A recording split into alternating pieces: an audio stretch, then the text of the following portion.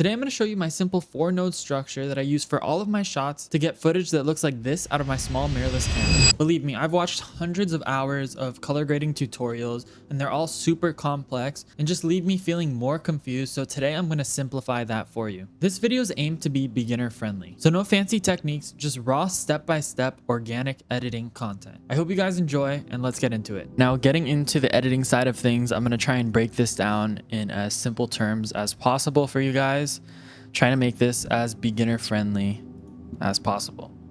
So first, we're going to go over here, the bottom, and click on the color panel, and then you're going to hit Alt S on your keyboard. We're going to hit that 3 times, and that's going to create us our 4-node structure right here. All right, now that the nodes are all organized, what we're going to do is we're going to label them. So node label 1, this is going to be our white balance node. Node 2 is going to be our curve node. Node 3 is going to be our CST, which stands for color space transform. We'll get to that in a second. And then node number 4 is going to be our creative LUT node. All right, so I'm shooting in S-Log3. If you're shooting on Nikon, Canon, Fuji, it doesn't really matter as long as you're shooting in log. So what we're going to do is we're going to grab this color space transform right here, which you can just type in color at the top, and then it'll appear, and you're going to drag that over the 3rd node and then drop it in. So now the only thing, this might look a little bit like confusing or intimidating, but the only thing we care about are these 4 things right here. So first, our input color space. Now I'm shooting on Sony camera, so my input color space on the specific camera was Sony S-Gamut 3 Cine. So that's what I'm going to choose. If you're shooting on Fuji or something, this will be different. This depends on your internal settings on your camera. So now my input gamma, I was shooting in S-Log3. So I'm going to go to Sony S-Log3. And then our output color space, we want to do Rec 709. So we're going to look for this over here. Now these last two, the output color space and output gamma, are going to be the same no matter what camera you use. So it's just the first two, the inputs are going to be different. Because again, how we want to do this is we take different inputs and then we output them to the same color space. So then we're working in the same color space, not with different footage and different color science. So our output gamma, we're going to go over to gamma 2.4. All right. So now we have this kind of flat image. Now I like to put a creative LUT. I have a free one that I'll link below if you guys want to check that out. I also have LUTs for sale, and I'll put a link where you can get that 50% off for the first 25 people. But what we're going to do is we're going to find one of these creative LUTs, and we're just going to see what kind of fits the mood, because not every LUT is going to work with every clip. So I'm liking this one, the vintage green. So I'm going to drag this over to the 4th node and just drop it in. And now we're going to go back to the beginning. We're going to go to our white balance node. We're going to click right over here and we're going to tweak the white balance. So since this is sunrise, I don't really want that kind of like green blue feel to it. I want more of like a warmer feel to emphasize the sun rising and kind of bring out those colors. So what I'm going to do over here is I'm going to correct the green shift. So I'm going to bring over it towards the magenta till we get something like this, somewhere in between where it's not, where you can't really see that it's green and you can't really see that it's starting to turn pink. So somewhere around there looks good. And then I'm just going to bring up the warmth.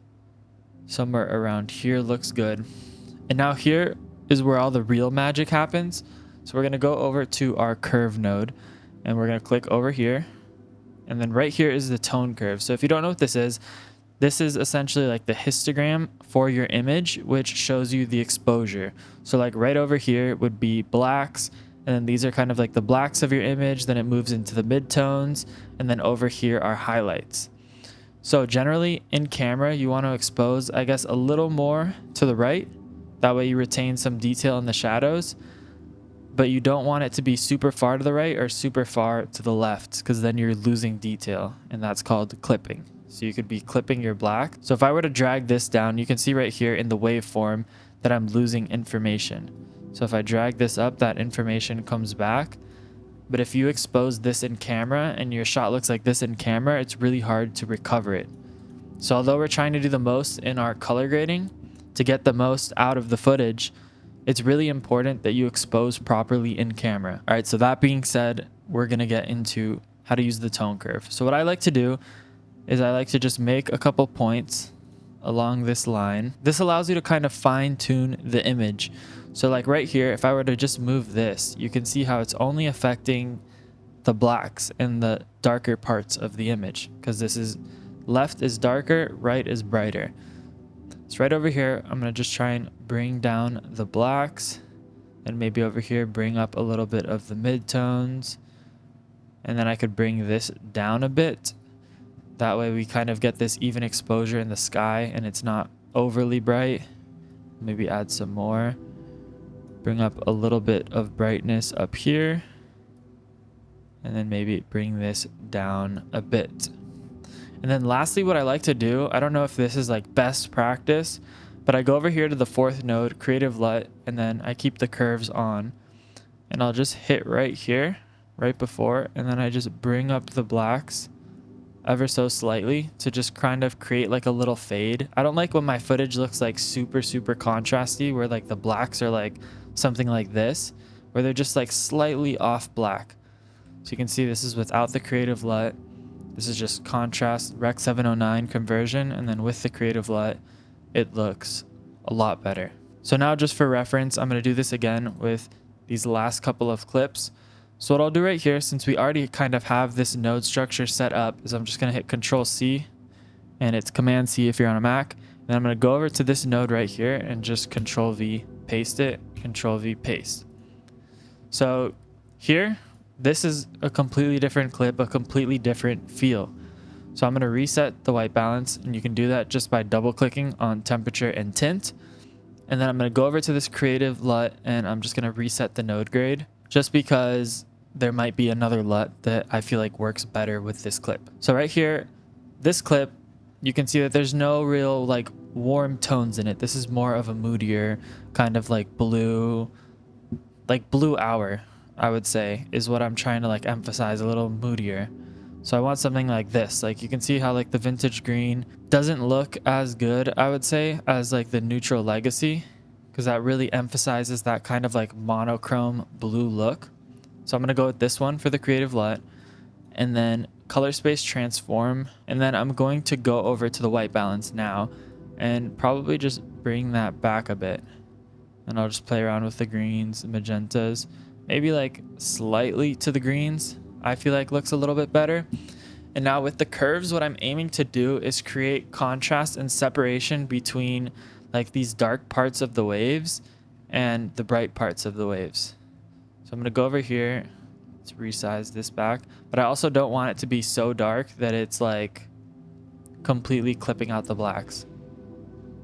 So I'm going to go over here, curves, and then just play around with this. So I actually like the contrast that this is bringing in. Brighten this up a bit. And then I'll lower down the sky a bit, just so that the exposure is kind of even throughout the frame. And maybe we'll bring this down. And then again, go over to Creative LUT, hit right here, and then just ever so slightly drag these blacks up. And I feel like that looks pretty good. Again, this is without the Creative LUT, just regular conversion. Looks pretty plain. And with the Creative LUT, night and day difference. So now we're going to go to this one again, and we're going to reset temperature, tint, and then reset the node grade for the Creative LUT. Now this one, you can see that there's like a green cast to it. And this is another sunrise clip. I want to bring out those warm vibes like the first one. So we're going to try and get rid of this green cast first. I'm going to bring this up a bit. And then we're just going to bring out a little bit of the warmth. Probably around like 240. And then we'll go over to the Creative LUT, fourth node, and we'll just see what kind of fits the vibe. I think I like the last one. You know what? We'll go with the first one. And now maybe we'll just go back to this and dial it down. And again, a lot of this is just playing around with the footage. because everyone's going to have a different taste. Everyone's going to want a different look out of their footage. So you just got to play around with it. But once you understand the basics, it's easier to kind of manipulate. It's the same with like a camera. Once you understand how shutter speed, aperture, and ISO works on a camera, like all the technical settings to get the technically best shot, then you can start manipulating those settings to be a little more creative. So that's what we're doing here. We're just going to kind of manipulate these settings to see what we like the most. So I don't want to bring up the exposure too much here because you can see we lose some of that color. So I'm going to keep this more as a little bit of a darker clip. But it's just finding the fine tune of playing around with this darkness to the point where it's not too dark and doesn't look crunched. You want it to kind of look a little bit natural. So I don't want the sun to be like super overexposed here, like clipping in the highlights. But again, it is the sun and the sun is bright. So you can kind of emphasize that.